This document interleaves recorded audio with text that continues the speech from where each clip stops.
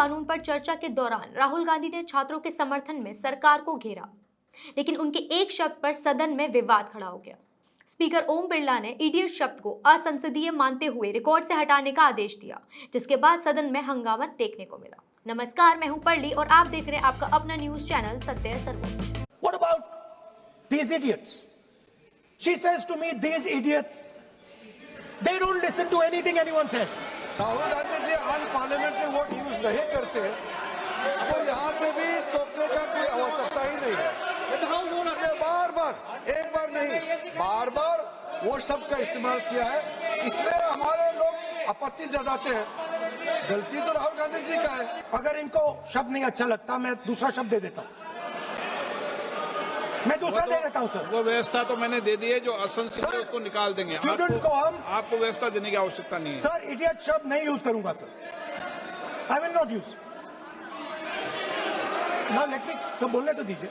लोकसभा में आज लगातार दूसरे दिन पब्लिक एग्जामिनेशन संशोधन विधेयक 2026 पर चर्चा हुई। ये विधेयक प्रतियोगी परीक्षाओं में पेपर लीक और नकल जैसी घटनाओं को रोकने के लिए लगाया गया है। सरकार का कहना है कि इससे परीक्षा प्रणाली को और सुरक्षा बनाया जाएगा, जबकि विपक्ष का कहना है कि केवल कानून बना देने से समस्या खत्म नहीं होगी, बल्कि उसे सख्ती से लागू करना भी जरूरी है। इसी चर्चा के दौरान लोकसभा में नेता प्रतिपक्ष राहुल गांधी ने छात्रों और युवाओं का मुद्दा उठाया। उन्होंने कहा कि हाल के छात्र आंदोलन में गुस्सा जरूर था, लेकिन नफरत नहीं थी। उनके मुताबिक छात्र सिर्फ अपनी आवाज सरकार तक पहुंचाना चाहते थे और देश के भविष्य को लेकर चिंता जता रहे थे। राहुल गांधी ने कहा कि देश के युवाओं का सम्मान होना चाहिए, क्योंकि वे आने वाले भारत का भविष्य हैं।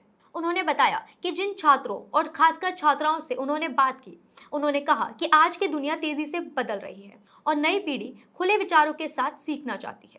राहुल का कहना था कि छात्र जानते हैं कि ज्ञान हमेशा बदलता रहता है और इसलिए शिक्षा व्यवस्था को भी समय के साथ बेहतर बनाना जरूरी है।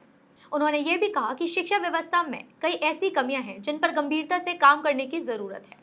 उनके अनुसार अगर बार बार पेपर लीक जैसी घटनाएं होती हैं तो छात्रों का भरोसा परीक्षा प्रणाली से कमजोर हो सकता है।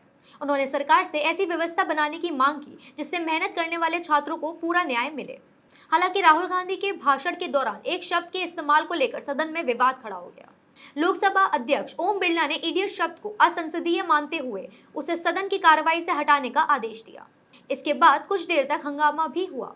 राहुल गांधी ने सफाई देते हुए कहा, यदि उस शब्द पर आपत्ति है तो वह उसकी जगह दूसरा शब्द इस्तेमाल कर सकते हैं, लेकिन स्पीकर ने स्पष्ट किया कि इस विषय पर फैसला दिया जा चुका है और रिकॉर्ड से उस शब्द को हटाया जाएगा। दरअसल लोकसभा के नियम 380 के तहत यदि स्पीकर को कोई शब्द मानहानिकारक, अशोभनीय या सदन की गरिमा के खिलाफ लगता है तो उसे कार्रवाई से हटाया जा सकता है। नियम 381 के अनुसार ऐसे शब्द रिकॉर्ड में तारांकन के रूप में दिखाए जाते हैं और उनके नीचे लिखा जाता है कि उन्हें अध्यक्ष के आदेश से हटाया गया है।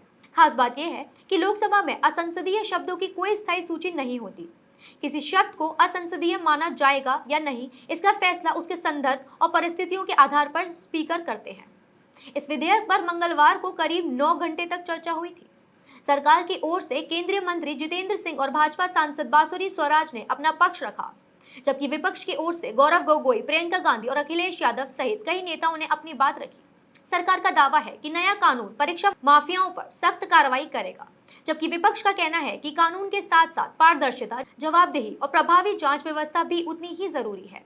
अब इस विधेयक और इस पर हुई बहस को लेकर राजनीतिक चर्चा तेज हो गई है। आने वाले दिनों में ये देखना दिलचस्प होगा कि कानून लागू होने के बाद परीक्षा प्रणाली में कितना सुधार देखने को मिलता है और छात्रों का भरोसा किस हद तक मजबूत होता है। राहुल गांधी ने छात्रों की समस्याओं को उठाया, लेकिन संसद जैसी गरिमामयी संस्था में शब्दों का चयन अधिक संयमित होना चाहिए।